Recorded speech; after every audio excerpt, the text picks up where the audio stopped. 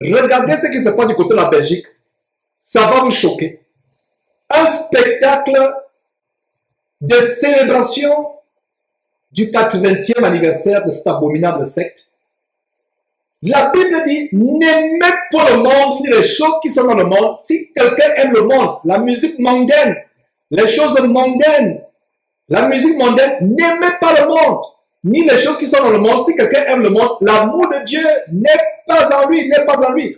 Donc, regardez mes frères et sœurs, l'année passée, en Belgique, la continuation de ce festival de recherche des âges de débat sexuel, de promiscuité de 1975, qui se poursuit jusqu'à aujourd'hui, c'est pour vous montrer que la racine est là.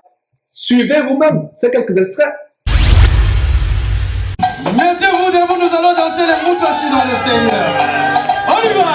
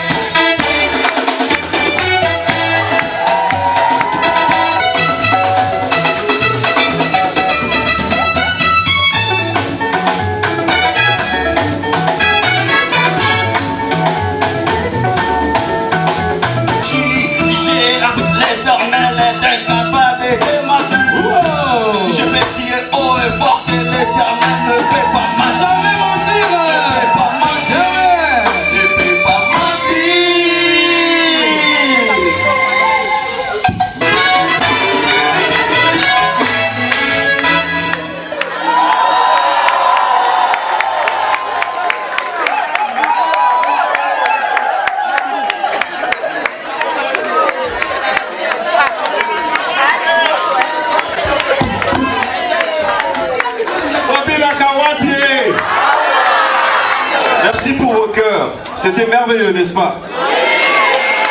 Applaudissez pour vous-même. C'était en feu. C'était en feu. Voilà. C'est terrible. Voilà un spectacle d'Ambelo sur votre écran. Jésus-Christ TV.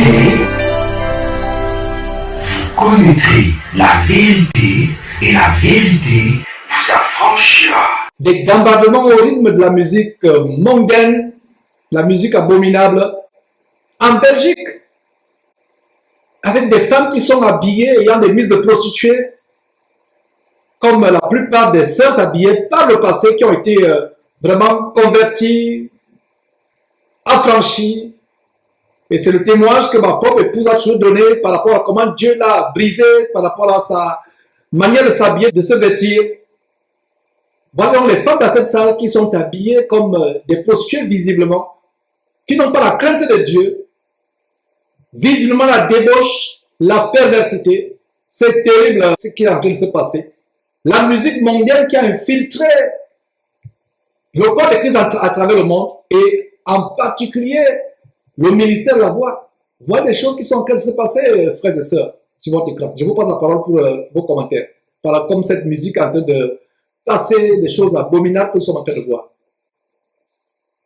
Oui, alors merci Georges pour la parole.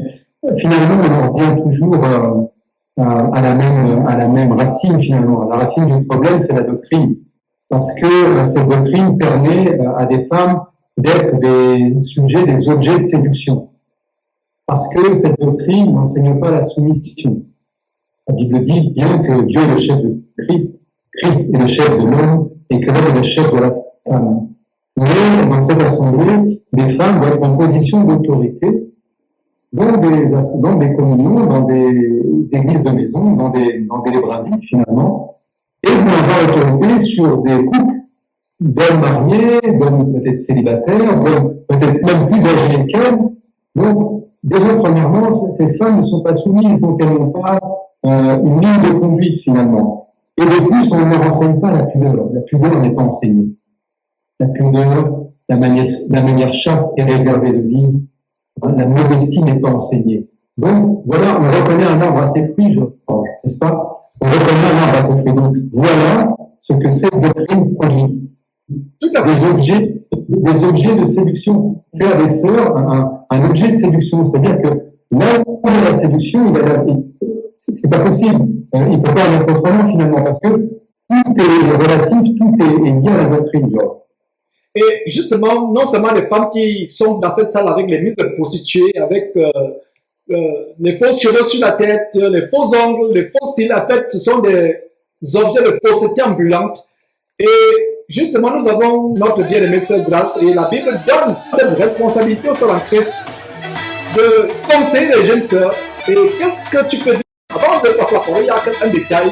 Les hommes qui ont les longs cheveux, la Bible dit que c'est une honte pour un homme de porter les longs cheveux.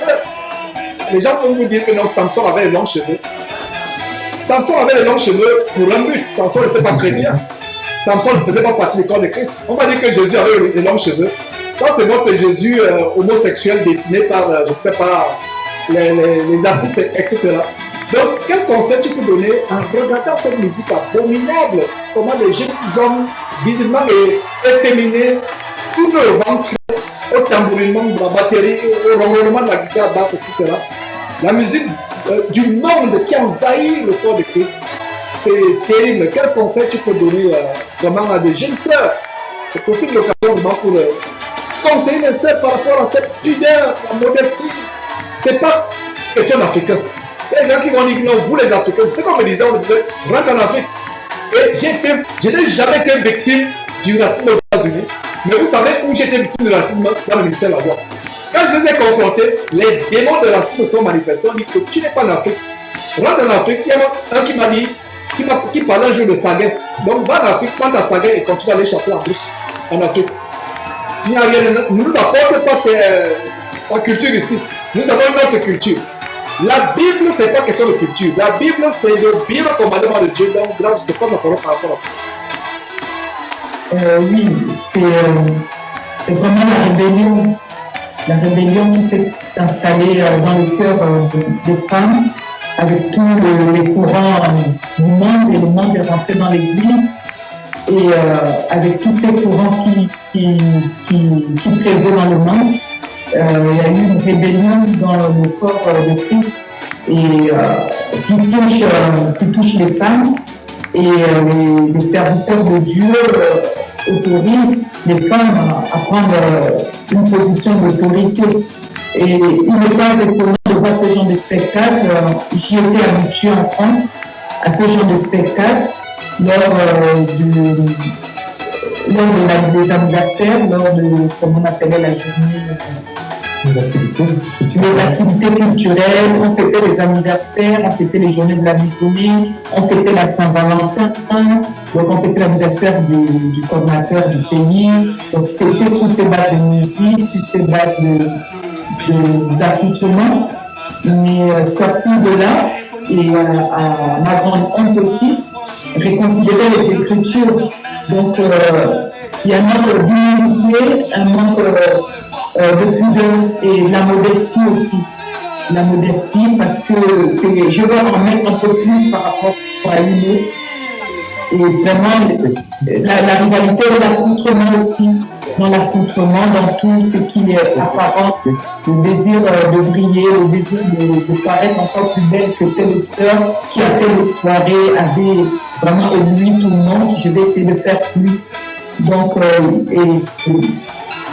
j'avais des jeunes sœurs dans les communions, je m'en souviens, que je me témoin, je les disais de prendre leur manteau, leur gilet, et de mettre sur leur cuisse, sur leurs genoux, parce que mon époux était en face d'elle.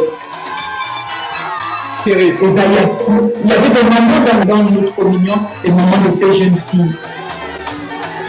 Je leur disais, comme c'était pas. Donc les mamans sont présents, les papas sont présents, mais c'est une fierté de voir leur fille briller, leur fille paraître aussi belle, aussi féminine, aussi femme, quoi, désirable. Donc c'est vraiment un tout, ça part de la rébellion. Et à partir du moment où la femme âgée n'enseigne pas aux plus jeunes comment se conduire, comment être, revêtir la pudeur, la modestie, dans tout.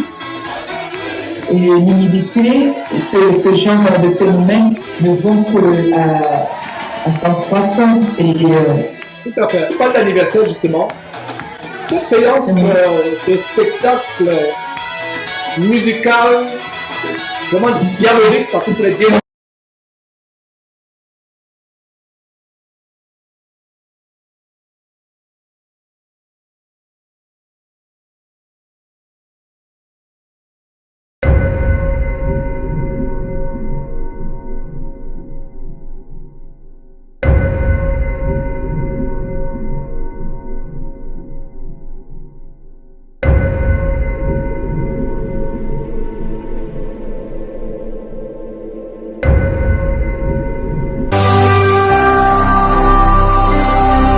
Jésus-Christ TV,